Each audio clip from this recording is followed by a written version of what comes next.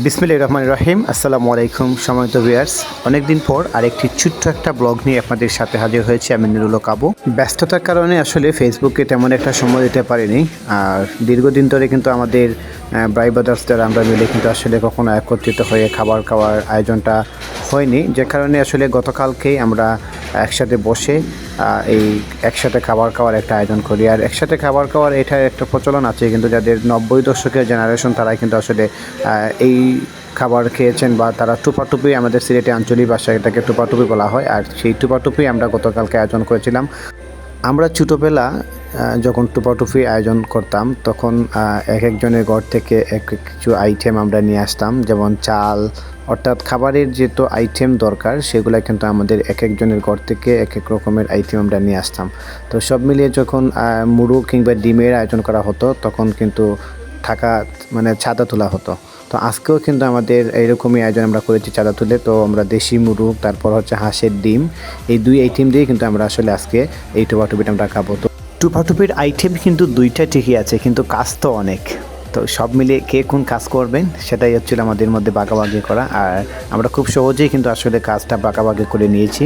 আমার ভাগে পড়েছে মুরগ চুলানো থেকে মুরগ কাটা, তারপর বক্কর ভাই তিনি সালাতের আইটেম কিছুটা কেটে দিয়েছেন, তারপর তিনি রসুন কাটবেন।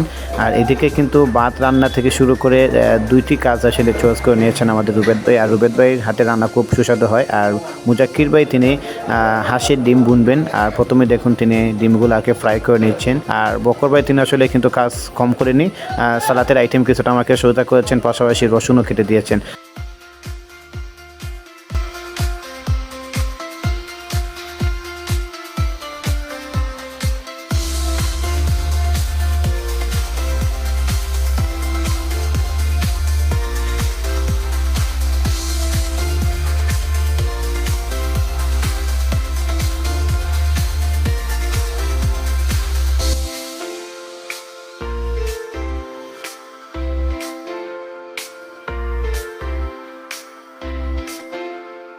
আমাদের কয়েস ভাই যেহেতু আসলে আজকে আমাদের সাথে শুরু থেকে আসতে পারেননি, তারপর আমাদের শেষের দিকে এসে আমাদের সাথে যুক্ত হবেন। তিনিও কিন্তু আমাদের এখানে কাজ করবেন এবং আমাদের সাথে সংযুক্ত হবেন।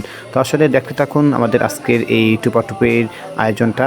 আর খাবারটাও কিন্তু আসলে আমি আপনাদেরকে বলে রাখি, খাবারটাও কিন্তু খুব সুস্বাদু হয়েছে। মুরগের দেশি মুরগ বোনা, সেটা কিন্তু আসলে খুব সুস্বাদু হয়েছে।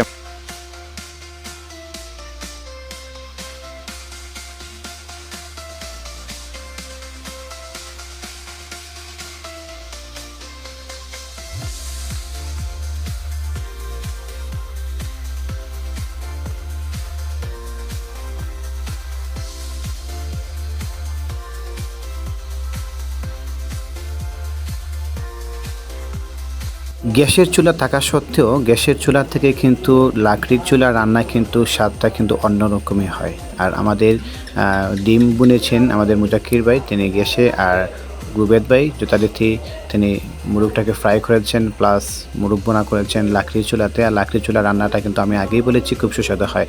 তো আসলে আমাদের সব কাটাকাটি শেষ, এখন ডিমের জন্য মশলা প্রস্তুত। এদিকে দেখুন আমাদের চিকেন কারির জন্য মশলা কিন্তু প্রস্তুত, অলরেডি কিন্তু চিকেন দেওয়া হয়ে গেছে। আমরা এখন রুবেদ ভাই তিনি দেখে দিয়েছেন।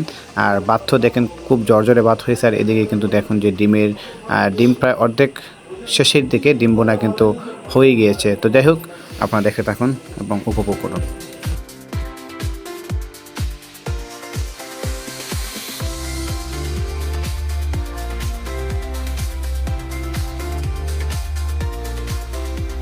তো আগে বলেছিলাম যে কয়েস ভাই শেষের দিকে আসবেন, আর শেষের দিকে এসেই কিন্তু তিনি সালাদটাকে মাখিয়ে নিয়েছেন আর সাথে কাসুন্দি দিয়েছেন। আর কাসুন্দি দেওয়ার পর সালাদটা কিন্তু খুব টেস্টি হয়েছে।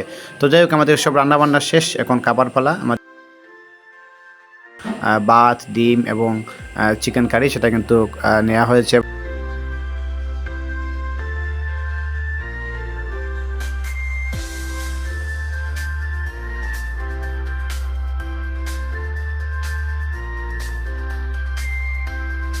ভিডিওটা কন্টিনিউ করার জন্য সবাইকে ধন্যবাদ।